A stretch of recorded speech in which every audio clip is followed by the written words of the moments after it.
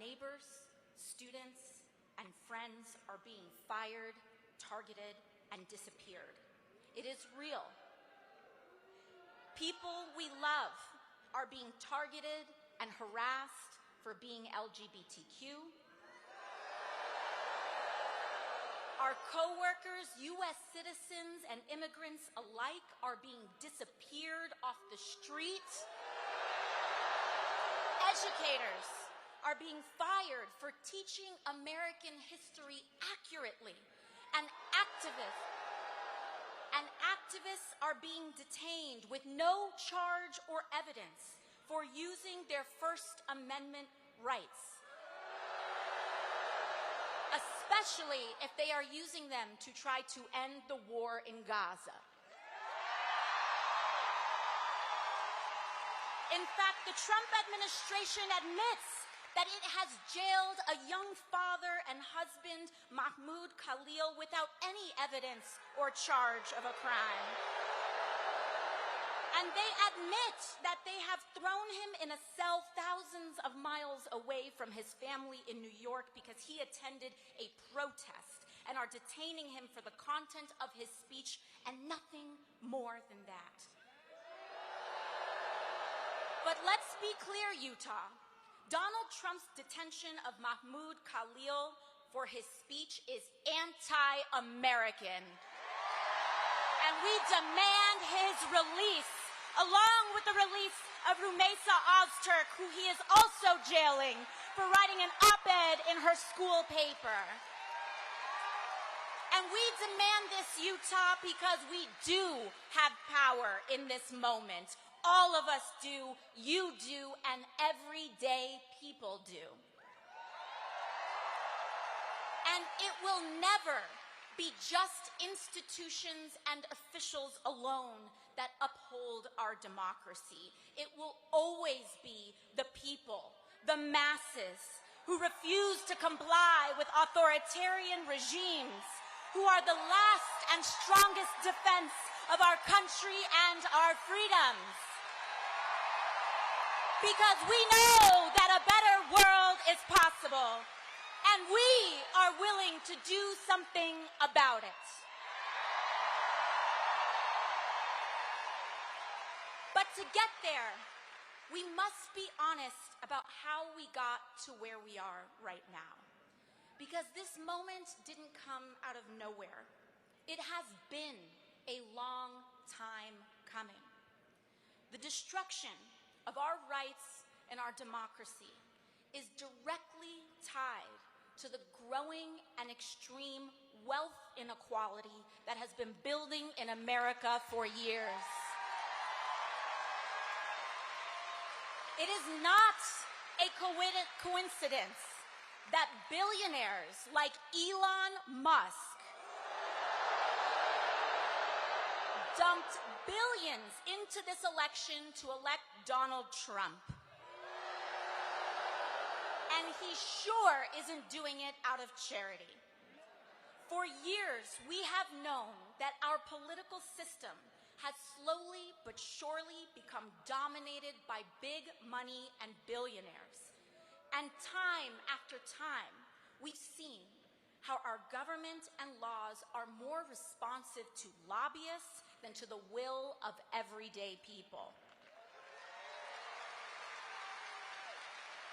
And we also know that the agenda of dark money to keep wages low and loot our public goods to give to the rich is deeply unpopular with the people of all parties. But just look at what Republicans have been quietly doing in Congress, voting to advance cuts on hundreds of billions of dollars from Medicaid and veterans benefits so that they can take that money and give it to the billionaires in the form of tax cuts and sweetheart deals to billionaires in companies like SpaceX. And you know who from Utah voted for that, by the way? Both of your senators, Mike Lee and John Curtis. And own House members Blake Moore and Celeste Malloy. And they know, Utah, that that's not what you want. They know that it is deeply unpopular. They know that it hurts working families from Utah. But they know that they are not there to serve the working class. They are there to serve themselves and the billionaires who paid them. But they also know that the only chance they have to get away with such an unpopular agenda is to stoke deep divisions along race, identity, and culture to keep us fighting and distracted from one another. And this has been the big money playbook, not just now, not just today, but it has been for decades. And that is why Donald Trump is not an aberration. He is the logical, inevitable conclusion of an American political system dominated by corporate and dark money. And if we are to defeat him, Utah, we must defeat the system that created him. We are at a crossroads in America. We can either have extreme and growing wealth inequality with the toxic division and corruption that it requires to survive, or we can have a fair economy for working people along with the democracy and freedoms that uphold it. Oligarchy or democracy, but we cannot have both. I grew up in a working class family. My mom cleaned houses, and my dad worked to build a small business. My parents worked themselves to the bone so that my brother and I could just have a shot. The American dream. And for a moment there, it looked like we were going to make it. We had a home, bills were getting a little less stressful to pay, and I was doing well in school. But what may have looked like a modest life to others was a dream come true for us. But suddenly, when I was a teenager, my dad was diagnosed with a rare form of cancer. And after a long fight, we lost him.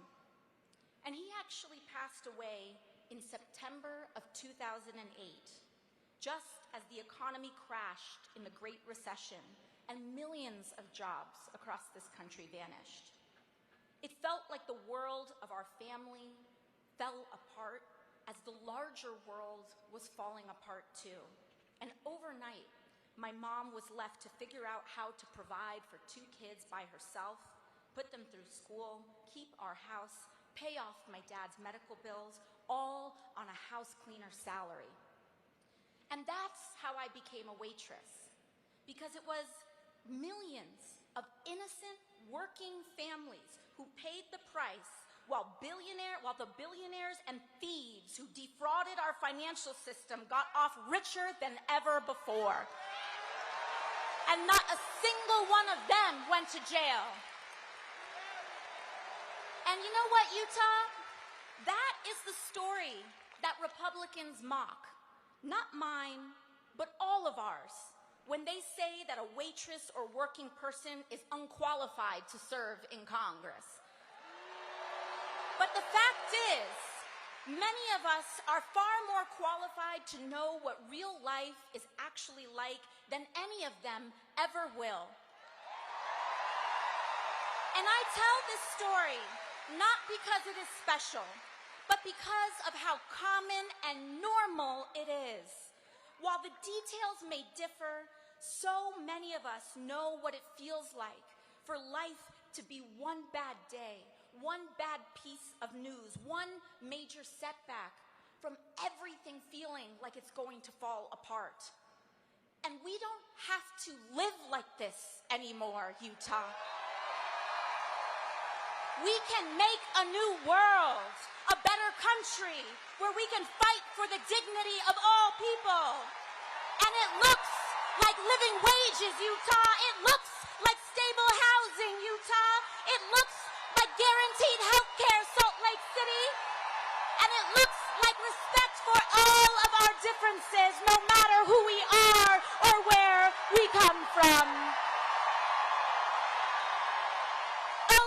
oligarchy or democracy. And we are here today because we choose democracy. We choose freedom. And that means that we choose to out-organize the oligarchy. We will do away, and we must do away with the power of big money. And that is why, even as a waitress with a long shot campaign, I decided that day that I would never take money from lobbyists or corporations, and I never will.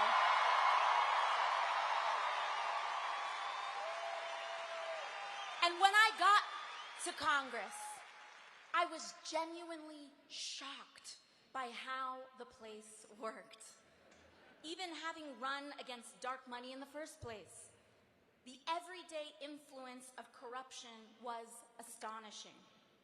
We have somehow conditioned ourselves to believe that it is normal for members of Congress who swore an oath to the people to somehow day trade individual stocks and make millions with the sensitive information we are entrusted with to serve. How, I ask you, can anyone possibly make an objective vote on healthcare, energy, or war when their personal money is tied up in pharmaceutical companies, oil companies, or defense company stocks? You can't. And we saw this play out this week with Trump's corrupt and disastrous tariff scheme. And I hope that we can see now that Trump's tariff scheme didn't have anything to do with manufacturing like they claimed. It was all about manipulating the markets so he could quietly enrich his friends who bought the dip before reversing it all in the morning. All while our seniors and retirees suffered. Salt Lake City, this is a matter of fact. Donald Trump is a criminal. He was found guilty of 34 felony counts of fraud. Of course he is lying and manipulating the stock market too. He makes himself rich, the billionaires who back him rich, and the members of Congress who collude with him rich, but not you or us or any working person in this country. And to be clear, I don't care what party you are, Democrat or Republican. It doesn't matter how powerful or what position you have. Members of Congress holding and trading individual stock is wrong. It is corrosive, it is destructive, and it must be banned. And you can run the tape, because I have always held this position, whether it was Democrats or Republicans in charge. And I'll give you another example of something that's shocking when I got to Congress. Just this year, I was named to the Energy and Commerce Committee. This is one of the most powerful committees in all of Congress. And for years, lobbyists fought to keep me off it, in no small part because I believe in Medicare for all. And because lobbyists don't like what they don't control. And an interesting thing happened the day that it was announced that I was put on that committee. Our phones and the phones in my office rang off the hook. Our inboxes exploded with emails from virtually every corporate lobbyist under the sun. All of a sudden, they wanted to be friends. But you know what, Salt Lake City? Because of you all, because of your support, because you all show up, because you allow me to not take a dime in corporate money, you free me to say no. And we can free others to say no too. I've seen how these groups bully members of Congress. They threaten to take money away or threaten to spend it against them if they don't do what they want. And what they want is for our lives to be as expensive as possible on the lowest possible wage. And it trickles down to how life feels for working people today. But I want us to understand that this constant pressure that we feel in our lives, of the water rising up to our throats, the impossibility to afford anything easily, the fear of speaking up or being who we are in public, the bitter divisions driven more by online algorithms than the truth, the crumbling of our rights and protections. Understand that this, right now, is what it feels like to be governed by billionaires. This is what oligarchy feels like, not someday, right now. The first step is for us to open our eyes, because of course it is a system that depends on division to enable inequality that will result in a president who is best at dividing us and most skilled at corruption. And it will also reward the Republicans in Congress who support that agenda no matter what crimes are committed. Big money is how we got Donald Trump. His whole presidency began with launching tools for bribery, meme coins and cryptocurrencies to fleece normal people and move money in the dark, extortion settlements from media companies and law firms who gladly pay the price, removing duly elected officials from the inauguration, even Republican ones, to make room for the unelected billionaires who sat right behind him. They have one central economic mission: to make billionaires richer at the expense of the United States of America. And it does not surprise us that their first economic mission has been to target Medicaid, Medicare, Social Security, firing our federal workers and cutting benefits from our veterans for hundreds of billions of dollars so that they can hand that money off to the wealthiest. And Utah, I know that it can look or feel impossible sometimes out here for the Republicans to be defeated. But that is not true. It is simply not true. From the waitress who is now speaking to you today, I can tell you impossible is nothing. Miracles start with the faith of mustard seeds. And that is what each and every one of you represent today. Small miracles of faith in ourselves, in each other, and in the refusal to give up. Because we are here for the long haul, Utah. We are here for the school boards and the community associations, for the small business groups and town councils, for public art and gestures of inclusion, and we will build from there until we flip the seats in Congress, until we take back the Senate right here in this very state. So you know what that means. We start working now, we start working small, and we will defeat Celeste Malloy and Blake Moore and give them the boot. And we will replace them with a brawling Democrat who fights for the working class. They are out there. Maybe you're right here in this stadium today. Because this, Utah, is the path to guaranteeing health care to every American, to establish a living wage, to tackle skyrocketing rents and mortgages, to take on the climate crisis, and establish a country where the American dream is possible for all of us. So I will end where I began. We might all come from different places, but we share many of the same experiences. So to all of those who came here today unsure of whether or not this is where you belong, I want to say that you do. No matter if you have all the right words to say, no matter your race, religion, gender identity, or status, no matter even if you disagree with me on a couple of things, if you are willing to fight for someone you don't know, you are welcome here. If you are willing to fight for working people regardless of who they are, you are welcome here. because here everyone is valued. But we have to stand together.